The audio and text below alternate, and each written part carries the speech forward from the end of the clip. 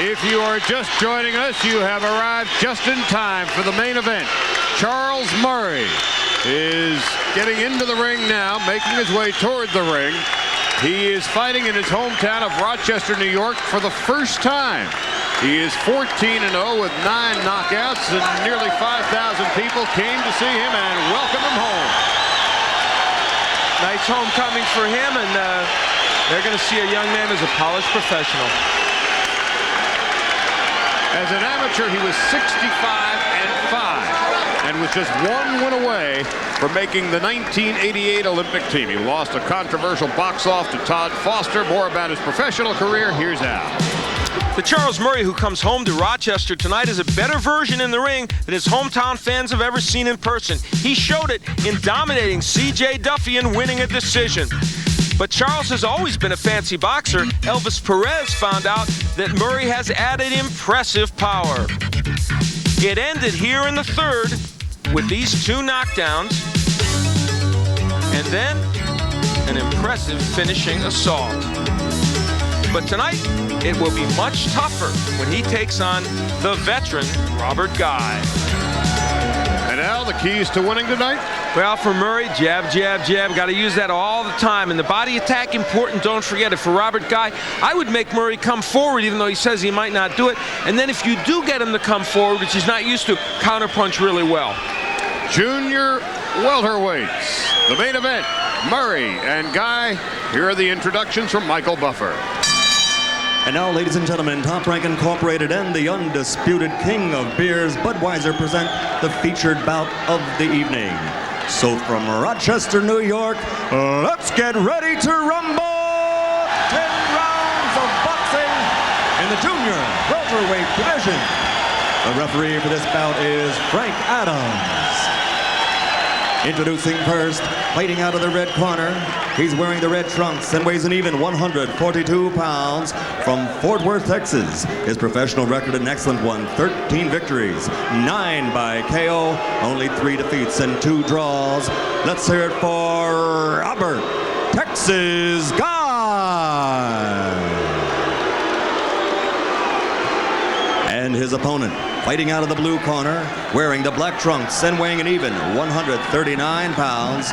He fights out of Essex County, New Jersey, but he's a native of Rochester, New York. Undefeated as a professional with a record of 14-0, 9 KOs. Ladies and gentlemen, Charles, the Natural Murray.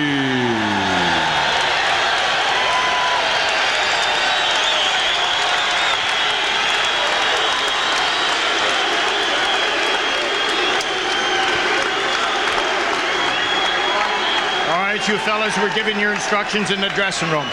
I want a good, clean fight. I want you to obey my rules at all times. Shake hands now, and good luck to both of you. Well, Charles Murray has about a 3-inch height advantage and a 72-inch reach. And there's that regular guy, Robert Guy, 12-3-2, 9 knockouts, and we are underway. First of 10 rounds. Main event.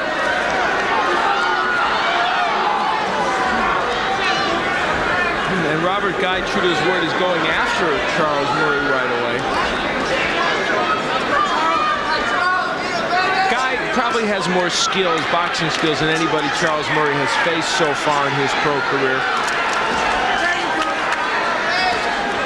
And Robert Guy has knockouts as well. He's got some decent power. Not a tremendous puncher, but a decent puncher. Each has 9 knockouts to his credit. Guy with a record 12-3-2, and Murray is 14-0 with 9 knockouts. Already the crowd chanting Murray's name. That's what he got started here. We've seen from Murray in recent fights the power start to emerge. Early on in his pro career, he would slap with his left hook a little bit. Doesn't do that very much anymore. Murray is 3 inches taller, but 3 pounds lighter. Does have a reach advantage. However, Guy does not appear to be the least bit intimidating. Robert Guy fought last month in Atlantic City, lost an 8-round decision. A punt set.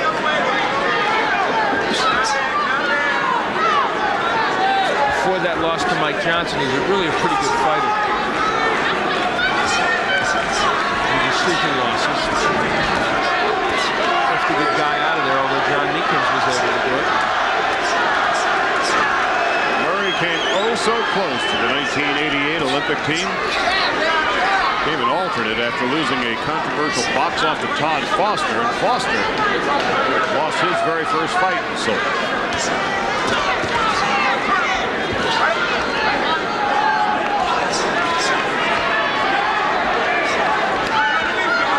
Charles Murray and Foster are very improved as professionals.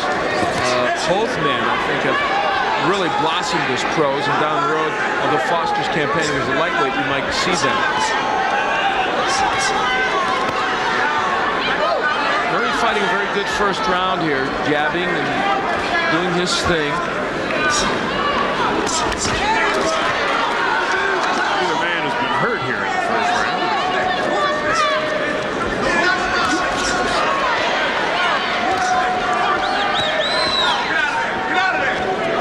Guy has certainly not been the least bit intimidated by the hometown crowd of Charles Murray. We'll be back for round two in just a minute. Round two of a scheduled 10-round fight. The main event from the War Memorial Coliseum here in Rochester, New York. Charles Murray in the black trunks, the hometown favorite. Robert Guy in the red from Fort Worth, Texas.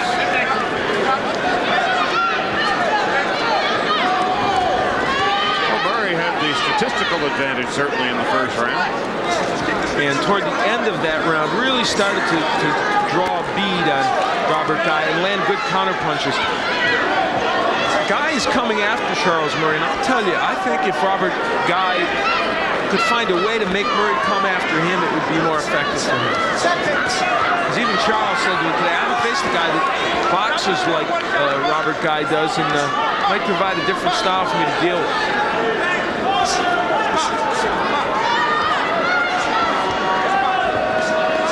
Boxers that make boxers come to them, people that make guys come to them, like to go backwards, do well. We were talking earlier today about maybe the classic example of that when Jimmy Young fought Muhammad Ali. He made Ali come to him in that fight.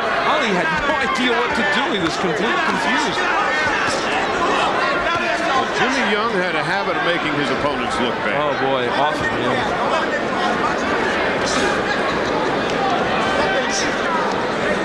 Now you see Guy going backward a little bit.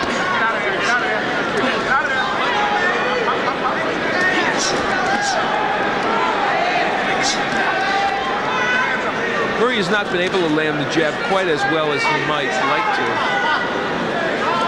There's some of that due to the fact that Guy is a good defensive fighter.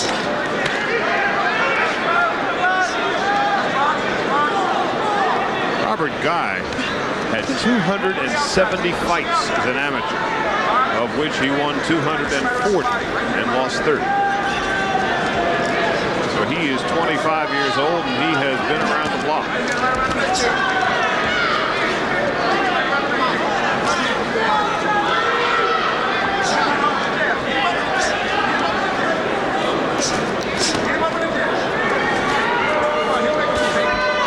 Guy's jab getting in. His has not worked well.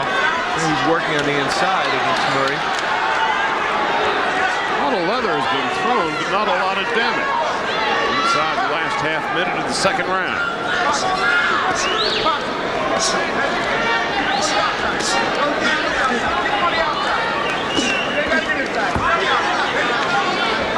is the crowd that came to cheer Charles Murray, and at the moment they seem to be sitting on their hands. That's the end of the second round from the War Memorial in Rochester. Back for round three in just a minute. Robert Guy needs his own jab to work, and there he landed it against Murray.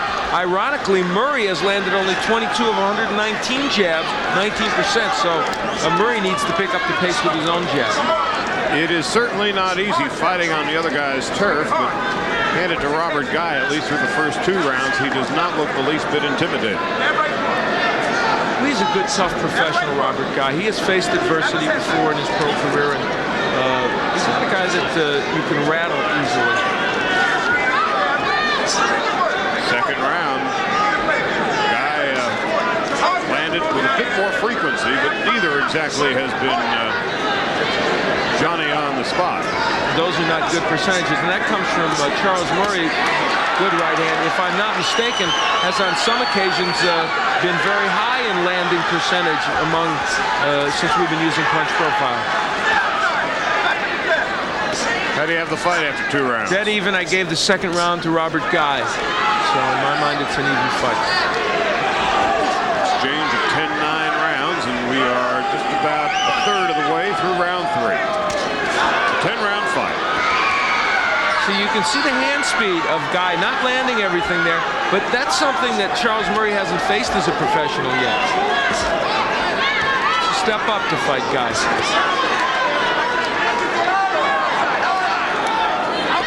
Guy, the more experienced of the 2 fighters, and he's 4 years older. And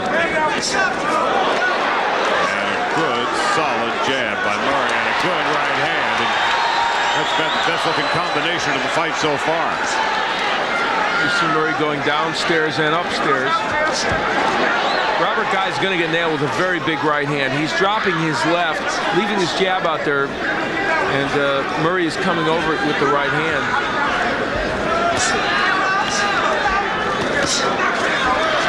Murray is just trying to time that right. He's gotten it there a couple times, but not perfect.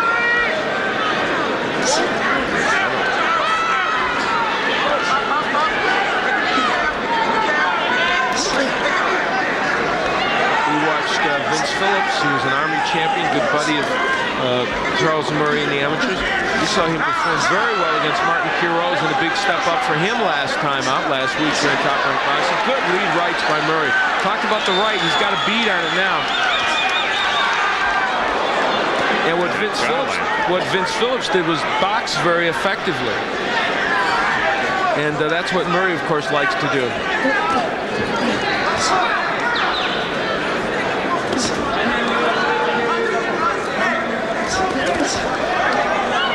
As we come to the end of round 3, this has been a very good round indeed for Charles Murray as we go back to his corner and have a look-see and a listen.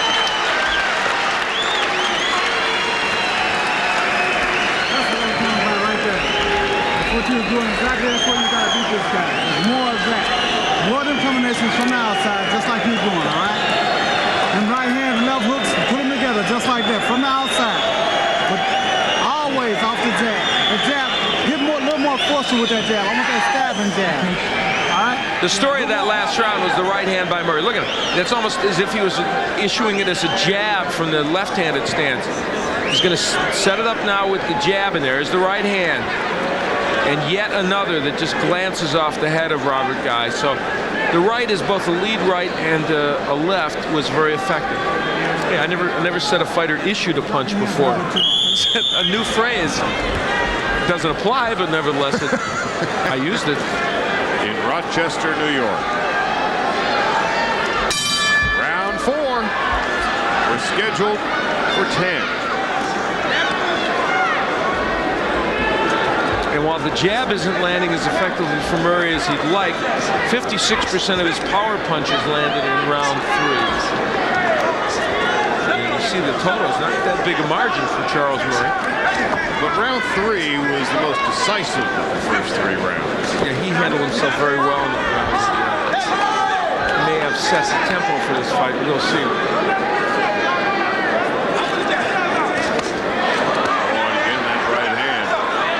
Gave Murray the last round, and so I have him edging ahead after 3 rounds.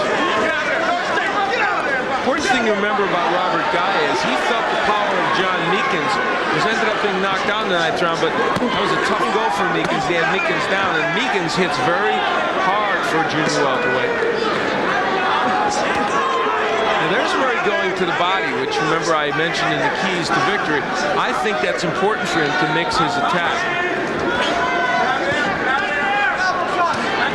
Downstairs, and he's able to open up with that right hand, and that has done most of the damage so far is we're about halfway through the fourth round.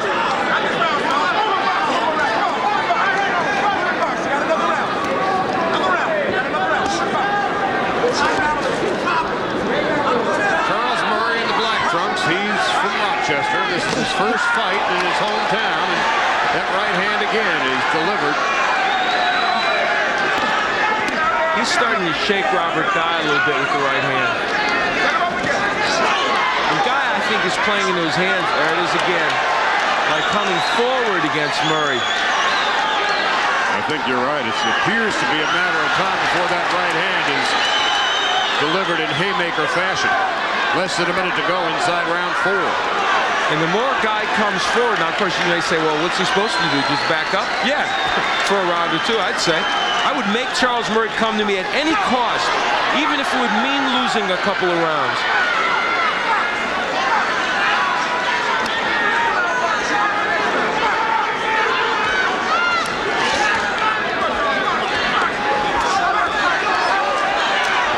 Good work on the inside by Murray.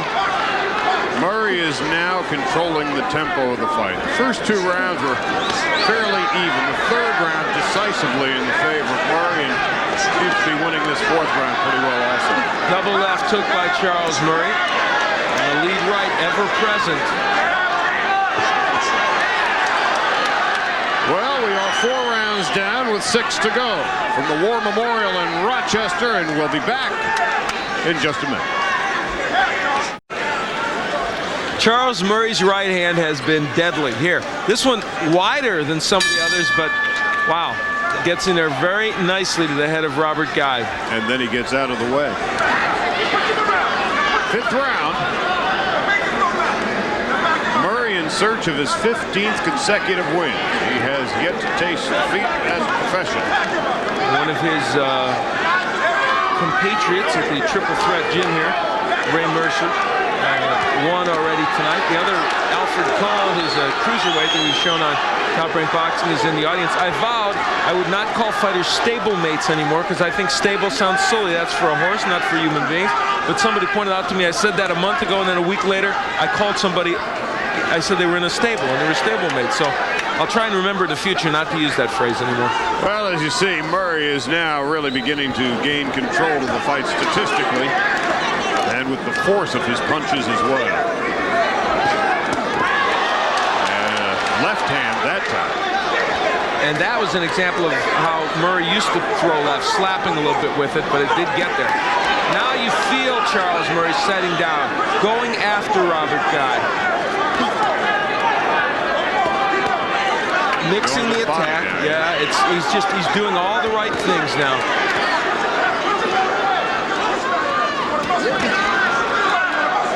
We're in Rochester, New York at the War Memorial, and Charles Murray has come home and he is putting a pretty good tattoo into Robert Guy. We're in the 5th round of a 10-round fight between a couple of junior middleweights.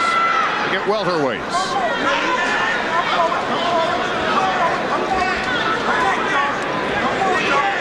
A little past halfway through the 5th round. Murray able to do pretty much what he wants right now. There's the jab now reasserting itself. Goes to the body and he's looking to load up that right hand.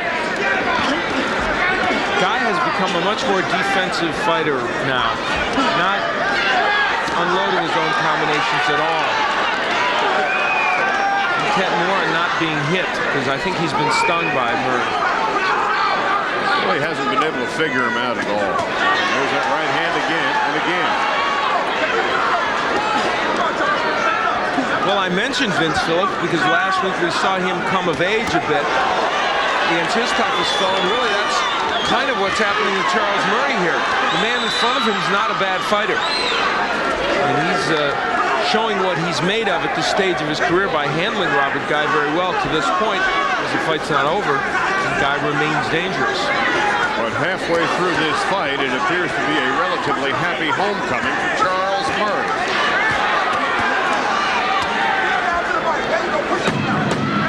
As we have come to the end of the 5th round. And we'll follow Robert Guy to his corner.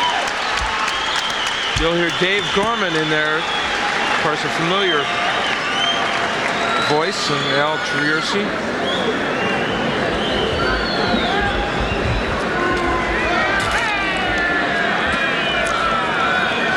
Okay, Rod. Standing right there in front of him. You get your flag up, go to him. He's shoving you back, giving you them curls with his hands. Take a step back, go to the side, go right back to him, shove his ass. Damn referee don't say nothing to him, he shouldn't say anything to you. Right? One more round, stay with it. Right? You can, Robert, when you get that distance shortened and you're throwing your short punches, you're doing real good here. Here is the right hand by Murray as a lead right. Robert Guy, as we begin the 6th round, is breathing noticeably through his mouth, which is obviously not a very good sign.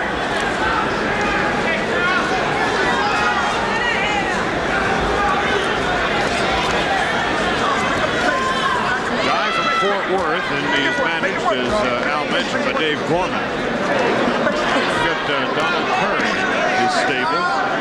Pardon me. Had Donald.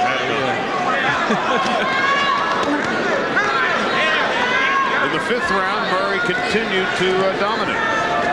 And landing a very good percentage of his punches as well.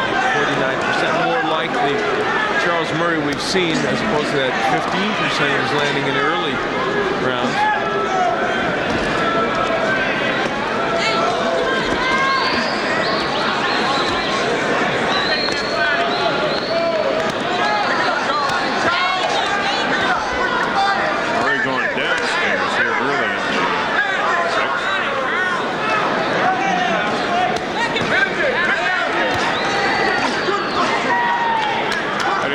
So far? Well, I've got Murray had 49-46. And in the 1 round going to Robert Guy. That was round 2, I believe. Murray has really controlled things since then. For Robert Guy to climb back into this bout, I think he's going to have to land something of note. In other words, he's going to have to crank up some of his left hooks, which I think Murray could be hit with a little bit. And make Murray respect his power. And there's that right hand. It seemed to stagger Guy. Guy, a clever veteran, getting inside where he can tie Murray up. He's not going to get hit with that. They thought coming in, Robert Guy and his people, that he could land the overhand right against Murray, and it hasn't materialized, and he hasn't thrown that punch very often either, which of course would make it very difficult to land it. If you don't throw it, it's almost impossible. And it has been Murray who has been pretty much on target with his right hand. Murray in the black dress. Missing the big right hand. Catching nothing but air.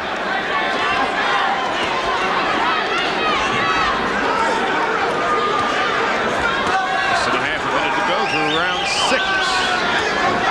Scheduled for 10.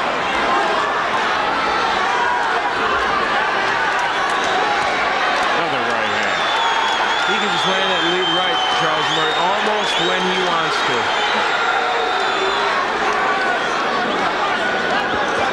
Well, we're 6 rounds down and 4 rounds to go. And at the moment, Charles Murray is sitting pretty. We're at the War Memorial in Rochester, New York.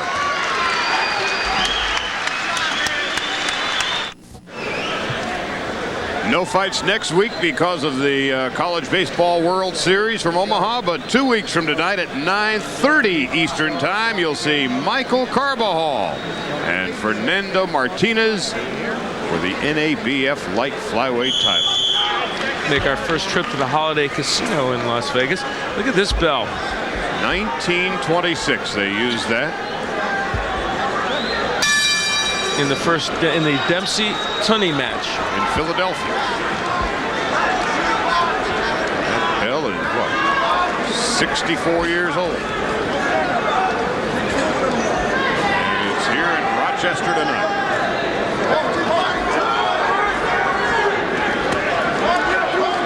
One of the reasons why Charles Murray jab connect percentage is going up is he's been using it to the body as well. and getting it in there. He was having a hard time getting it to the head. There's the total numbers. You see Murray pulling away. Throwing more, landing more. And the percentage now getting up to respectability, 37%, whereas it was down. Well, he didn't really push Robert Guy that hard. Guy off balance hits the mat. That is a nasty scar in the middle of the forehead of Robert Guy. Not come from this fight. No, sir. Was there previous. If it did, he's got remarkable healing power. Yeah.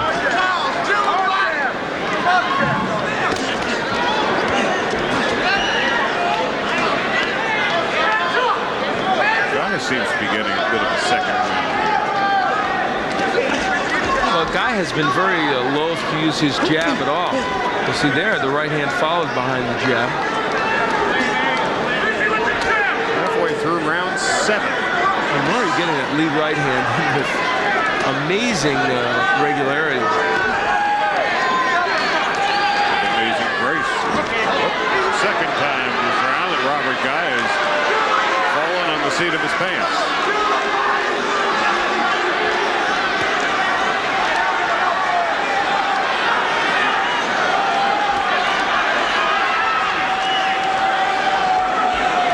Robert Guy is really not letting his hands go. He's not throwing his punches with much conviction. He's not throwing them in combinations. And part of it is I think he's really worried about being hit by Murray if he takes too many chances. Well, by our scorecard, he better start taking some chances. Well, if he intends to win this fight, yes. Good right by Murray. That one may have hurt Robert Guy.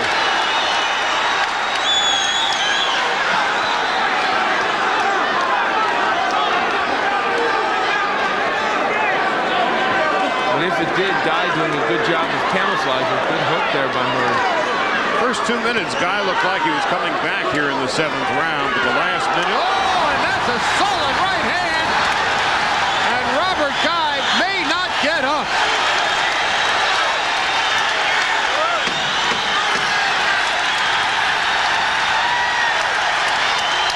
He did not get up.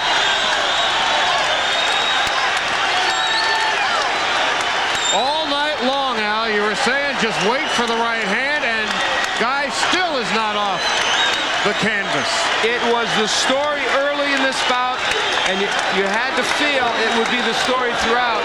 He kept landing and landing until finally, yes, he landed the perfect right hand, the one that put Robert Guy down and out. A very, very big and impressive win for Charles Murray for several reasons. Because he fought a man who was better than the competition he'd been fighting. And in boxing, of course, everything is black and white. There's so little gray. If you don't knock people out all the time, you don't have punching power. Charles Murray needed to get some knockouts. He has put together a string of knockouts. This one a very impressive one. The right hand was the punch that dominated the fight. That was early in the round where it was set up what happened. I thought that punch staggered Robert Guy, but it was nothing compared to this one. He will set it up with the jab, I believe, yes, and there it is. Well, that is textbook. And he used the jab to set that right hand up, and by then Robert Guy had already taken punishment, and Guy was in pretty good defensive position here. His hand was up. Look at that. His hand was up. He was there to block the right hand, and it still got home and knocked him down. Textbook, but not appetizing. Boy, I tell you what, Charles Murray has made an impression not only here in his hometown of Rochester, but this is a junior welterweight we'll be hearing a lot more from. 15-0, and that was his 10th knockout. We'll see if we can get the official announcement now from Michael Buffer. He's in that mass of humanity somewhere in there. There he is. Ladies and gentlemen, the end comes at 2 minutes 58 seconds of the 7th round. The winner by knockout victory here in Rochester, New York, Charles, the Natural Murray.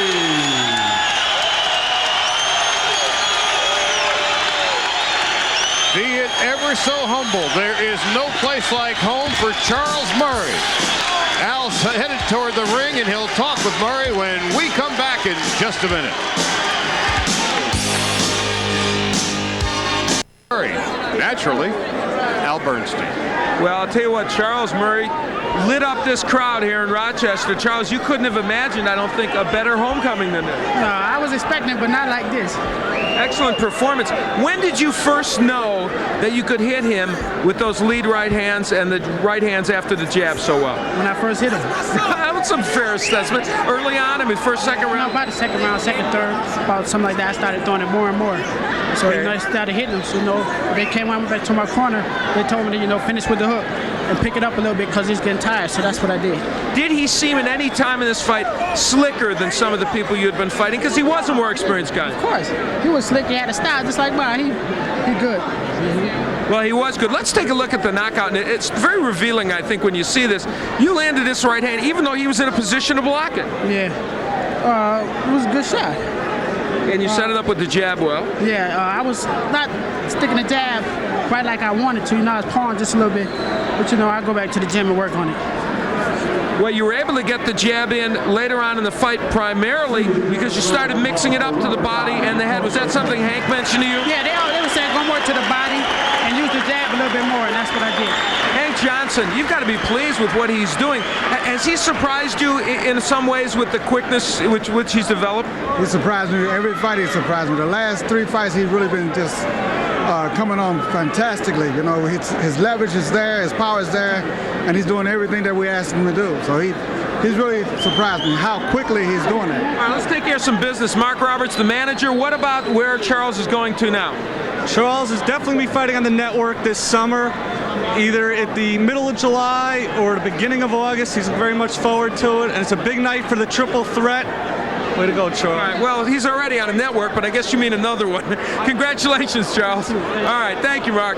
Charles Murray with a performance that delights this crowd in Rochester and has to delight all his fans out there. Don't go away. We'll be back with some more.